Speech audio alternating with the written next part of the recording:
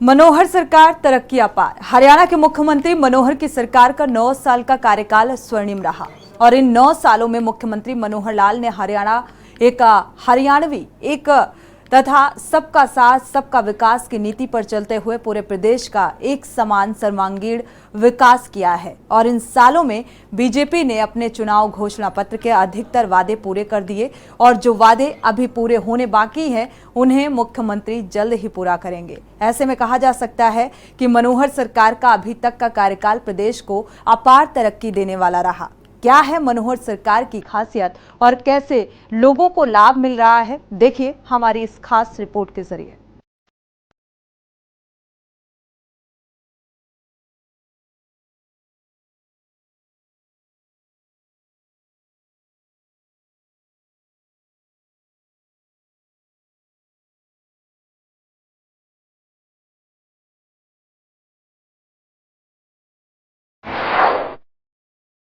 हरियाणा के मुख्यमंत्री मनोहर लाल खट्टर ने सरदार वल्लभ भाई पटेल की जयंती के अवसर पर आयोजित एक विशेष समारोह में प्रदेश के सिविल सचिवालय में अधिकारियों और अन्य लोगों की एक सभा को राष्ट्रीय एकता दिवस की शपथ दिलाई। सरदार पटेल की जयंती को राष्ट्रीय एकता दिवस के रूप में मनाया जाता है और देश के पहले गृह मंत्री और भारत के लौह पुरुष के रूप में प्रसिद्ध पटेल को श्रद्धांजलि अर्पित करते हुए खट्टर ने कहा कि 560 से अधिक रियासतों को भारतीय संघ में एकीकृत करने में उनकी अहम भूमिका थी। सरदार वल्लभ भाई पटेल बड़ा उन्होंने काम किया। भाई बहनों, देश जब आजाद हुआ तो उस समय हमको जानकारी है छोटी छोटी रियासतों में बटा हुआ यह देश, उन्होंने सब देश में घूम करके 562 रियासतों को एक सूत्र में पिरो करके भारतीय संविधान किया। भाई बहनों, इसलिए उस लौह पुरुष के जन्मदिन पर आज हम यहाँ ये रन फॉर यूनिटी ये करने के लिए आए हैं। उन्होंने कहा कि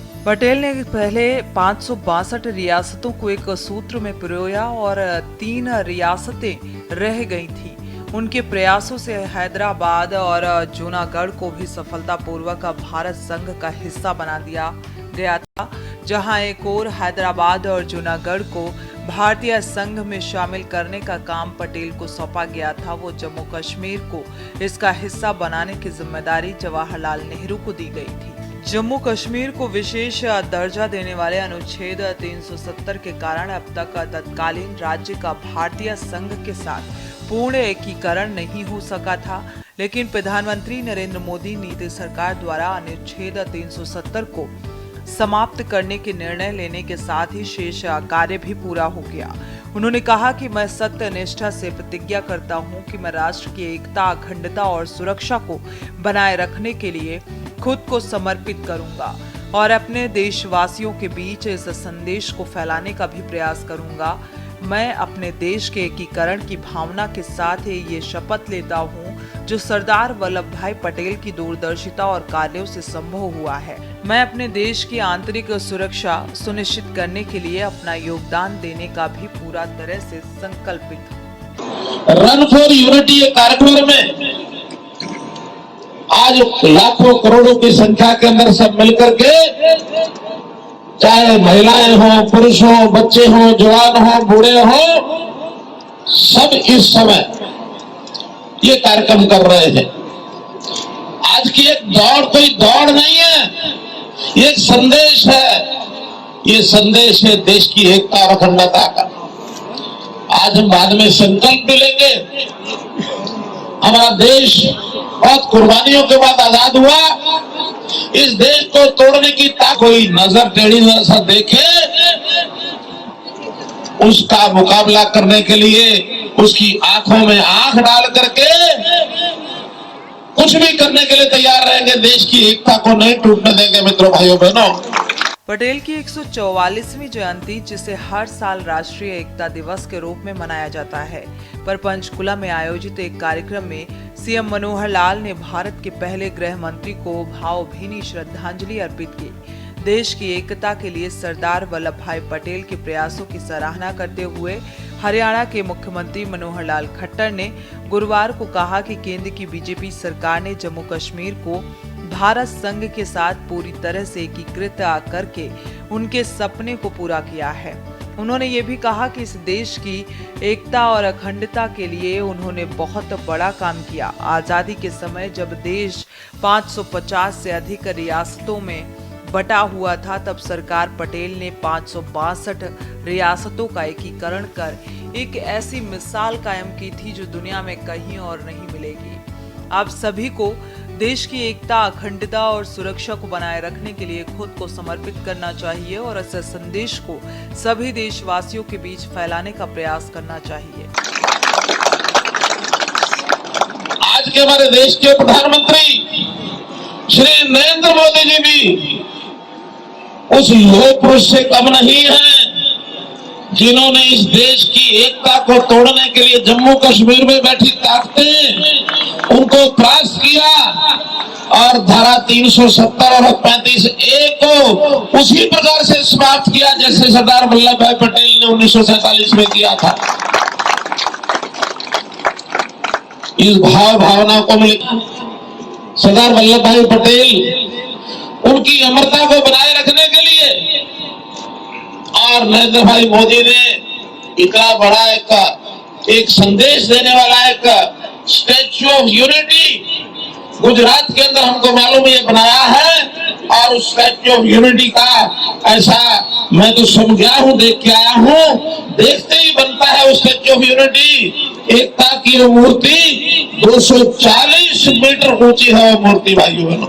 मुख्यमंत्री मनोहर लाल की सरकार को बीती 26 अक्टूबर को 9 साल पूरे हो गए हैं। 1 नवंबर को हरियाणा दिवस है और इन दोनों ही उपलक्ष्य में 2 नवंबर को जीटी रोड पर करनाल में केंद्रीय गृह मंत्री अमित शाह की रैली रखी गई है। अंत्योदय सम्मेलन के रूप में इस रैली में मुख्यमंत्री मनोहर लाल अपनी 9 साल की सरकार के कार्यकाल का हिसाब किताब प्रदेश की जनता को देंगे, वहीं भविष्य की योजनाओं की भी जानकारी देंगे।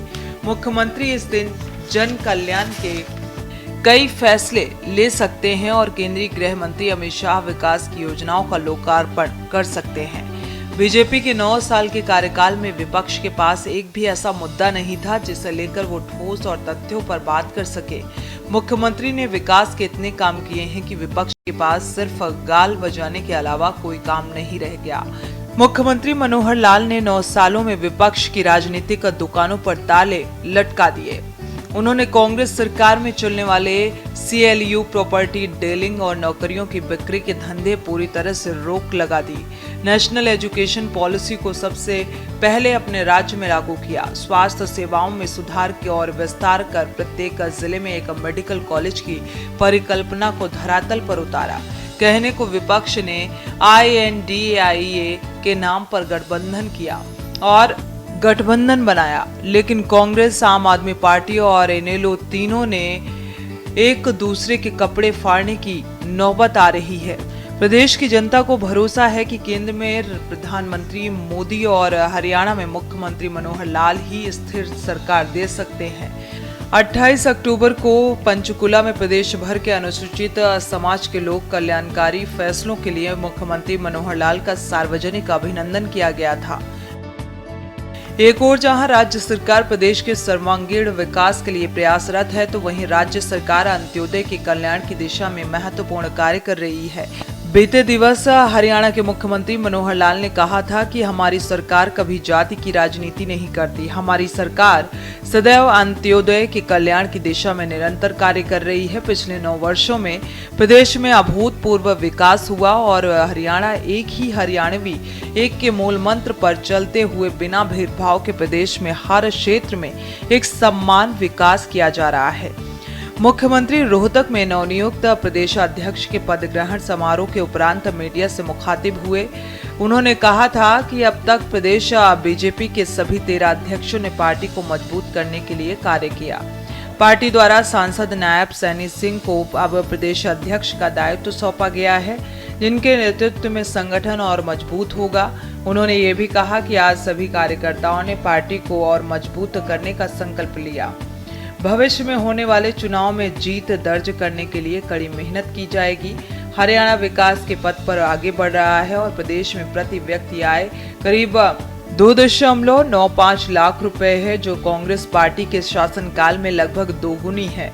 मनोहर लाल ने प्रदेशवासियों को हरियाणा दिवस की शुभकामनाएं देते हुए अच्छे स्वास्थ्य और समृद्धि की कामना की थी। उन्होंने कहा था कि हरियाणा आज विकास के पथ पर लगातार आगे बढ़ रहा है। जीएसटी के तहत प्रदेश में अन्य बड़े प्रदेशों की तुलना में ज्यादा धन संग्रह हुआ है। ये दर्शाता है कि हमारी सरकार ने हर क्षेत्र में विकास की गति को बढ़ाया है और आज हर वर्ग खुशहाल है। मुख्यमंत्री मनोहर लाल बीते रविवार को सिरसा प्रवास पर थे और अपने इस मैराथन दौरे के दौरान मुख्यमंत्री ने जहां विभिन्न वर्गों के लोगों के लिए राहत के अनेक पैगाम दिए थे, वहीं सिरसा के लोगों की अनेक जिज्ञासाओं को भी पूरा करने का काम किया था। कई ऐसी घोषणाएं की जिससे सिरसा के लोगों का दिल बाग बाग हो गया। ऑटो मार्केट की वर्षों पुरानी ऐसी समस्याओं को हल करने का मार्ग प्रशस्त कर गए जो वर्षों से अधर में लटकी थी। मुख्यमंत्री राधा स्वामी सत्संग सिकंदरपुर में धार्मिक यात्रा पर आए थे। यहां उन्होंने राधा स्वामी डेरा के गदे नशीन बाबा गुरविंद्र सिंह ढिल्लू से 45 मिनट अकेले में बातचीत की और सत्संग सुना। मुख्यमंत्री सिकंदरपुर में लगभग 3 घंटे तक रहे थे। उन्होंने दौरे में लोगों में इस बात का असर पुख्ता कर दिया था कि मुख्यमंत्री जो भी बात करते हैं या कोई भी मसला उनके ध्यानार्थ आता है तो वो तारीख पर तारीख नहीं देते बल्कि ऑन द स्पॉट फैसला करते हैं। ऑटो मार्केट के व्यापारियों के लिए रविवार का दिन राहत भरा रहा था। ऑटो मार्केट के व्यापारियों की मांगों को मुख्यमंत्री मनोहर लाल ने प्रमुखता से लेते हुए समाधान करने के अधिकारियों को आदेश दिए थे। मुख्यमंत्री ने कहा था कि 1997 और 98 में ऑटो मार्केट सिरसा से ली गई 70 लाख रुपए की राशि बैंक ब्याज सहित लौटाई जाएगी, जो 5 करोड़ रुपए से अधिक बनती है।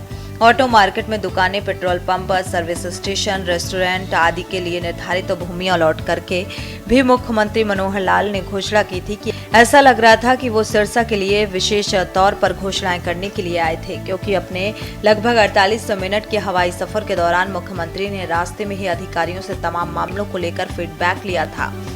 मुख्यमंत्री ने ऑटो मार्केट में 7 करोड़ रुपए की लागत से 210 नई दुकानों का निर्माण करवाकर नीलामी द्वारा उन दुकानों को अलॉट करने का ऐलान किया और ये दुकानें केवल उन्हीं लोगों को वितरित की जाएंगी जो लोग इसी सेक्टर से जुड़े क्षेत्र में काम कर रहे हैं। मुख्यमंत्री ने कहा कि ऑटो मार्केट में 2 सर्विस स्टेशन और रेस्टोरेंट के लिए भी जगह निर्धारित की गई है। इस भूमि को भी नीलामी के जरिए बेचा जाएगा, जिससे अर्जित आय और रेवेन्यू भी ऑटो मार्केट को मिलने के संकेत हैं। इतना ही कहना चाहूंगा कि आज मेरा कोई बहुत विधिवत कार्यक्रम तो सिरसा का नहीं था। सिकंदरपुर जो अपने सत्संग चल रहा है, राधा स्वामी सत्संग, तो वहां से मुझे एक निमंत्रण गया था, बहुत आग्रह पूर्वक निमंत्रण था। तो मैंने कहा ठीक है, मैं 29 तारीख को आऊंगा। 1 घंटा वहां लगा के मैंने कहा चलो शहर का दौरा लगाते हैं। उस नाते से अनाज मंडी में भी आना हुआ है। 2-3 मांगे हमारे मंडी के प्रधान ने रखी हैं।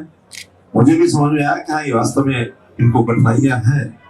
उन कठिनाइयों को दूर करने के लिए एक तो ये था कि मैं ले जाकर के चंडीगढ़ अधिकारियों को बैठाता, फिर उसके बाद सहमति बनती पर करना। लेकिन जिस प्रकार की कठिनाइयां थी मुझे ध्यान में आ गया। एक तो ये है कि जितनी मंडियां हैं, चाहे ये मेन मंडी है, चाहे वो एक्सटेंडेड 1, 2, 3, 4 कई तरह की मंडियां यहाँ है, चाहे सब्जी मंडी भी साथ लगती हुई है, वो अलग है। दूसरी कौन सी लक्कड़ मंडी, वो अलग है।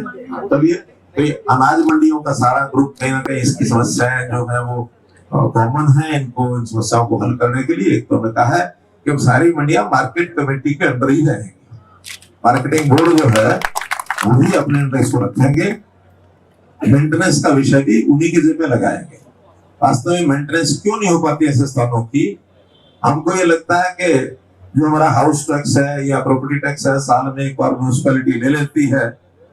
म्यूनिसिपैलिटी वो इसके बदले में नहीं लेती है जो हमारी सेवाएं होती हैं, चाहे स्वच्छता है, चाहे सीवरेज है, चाहे पानी की बात है, चाहे और कोई मेंटेनेंस की चीजें हैं, वो अलग होती है। उनका प्रॉपर्टी टैक्स का मतलब तो सारे शहर की प्रॉपर्टी के ऊपर टैक्स एक प्रावधान किया, सबसे लेना ही लेना है।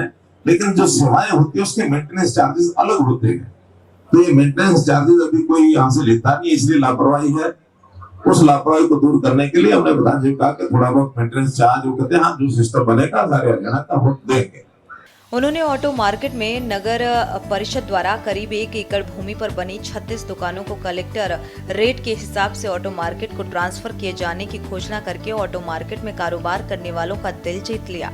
ये पहला मौका था जब बिना किसी पब्लिक मीटिंग के मुख्यमंत्री ने ऑटो मार्केट की 38 साल पुरानी समस्या का एकदम से मौके पर ही हल कर दिया।